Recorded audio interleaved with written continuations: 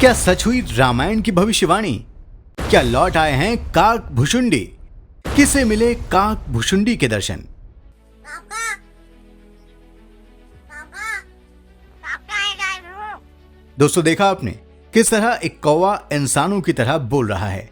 कह रहा है, पापा आई लव यू, मतलब पिताजी मैं आपसे प्रेम करता हूं। पर क्या ऐसा हो सकता है? क्योंकि हम लोगों ने तो अपने आम जीवन में बस यही सुना है कि जानवर तो बेजुबान होते हैं। लेकिन दोस्तों, अगर हम सनातन धर्म की मान्यताओं की माने तो जानवर भी बोल सकते हैं। अगर हम बोलते हुए कौवे का ही उदाहरण लें तो तुलसीदास की रामायण में काक भुशुंडी नाम के ऋषि का जिक्र मिलता है, जो कि काक यानी कि कौवे की योनि में है। इसके पीछे उल्लेख यह है कि उन्हें अपने गुरु के द्वारा श्राप दिया गया था, क्योंकि उन्होंने इंसान की योनि में भगवान विष्णु का अपमान किया था। पर वो एक सच्चे शिव भक्त थे, इसलिए कौवे की योनि में ही रामायण की कथा पक्षियों के राजा गरुड़ को सुनाते हैं। पर क्या आपको ये सब सच लगता है? क्या वाकई में एक कौवा गरुड़ को कथा सुना सकता है?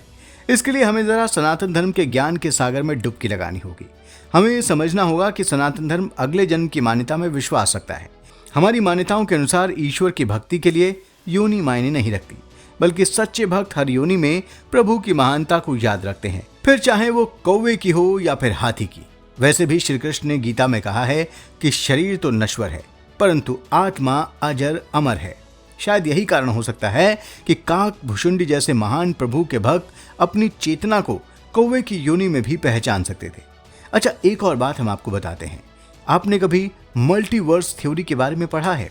मतलब ये कि दुनिया में एक नहीं बल्कि अनंत ब्रह्मांड मौजूद हैं। ऐसा मैं इसलिए कह रहा हूं क्योंकि काक भुशुंडी और गरुड़ के संवाद के दौरान काक भुशुंडी कहते हैं कि मैंने रामायण को एक बार नहीं बल्कि कई बार अनुभव किया है। मतलब जैसे आपने साइंस फिक्शनल मूवीज में देखा होगा कि कोई चमत्कारी मानव एक ब्रह्मांड से दूसरे ब्रह्मांड का सफर तय करता है, ऐसी ही दिव्य शक्ति काक भुशुंडी के पास भी है। वो एक ब्रह्मांड से दूसरे ब्रह्मांड में अपनी योग की शक्ति की मदद से आसानी से आ जा सकते हैं।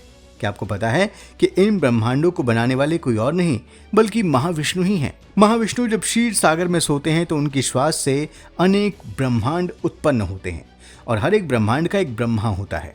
दोस्तों, सनातन धर्म का ये असीम ज्ञान सागर बेहद गहरा है, जिसमें कई अनोखे ऐसे राज मौजूद हैं जिनके बारे में हम लोग सोच भी नहीं सकते।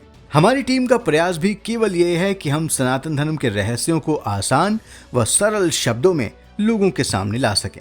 इसलिए आपको हमारा ये वीडियो पसंद आया हो तो इस वीडियो को जरूर शेयर करें और हाँ, हमारे चैनल को सब्सक्राइब भी करें। धन्यवाद।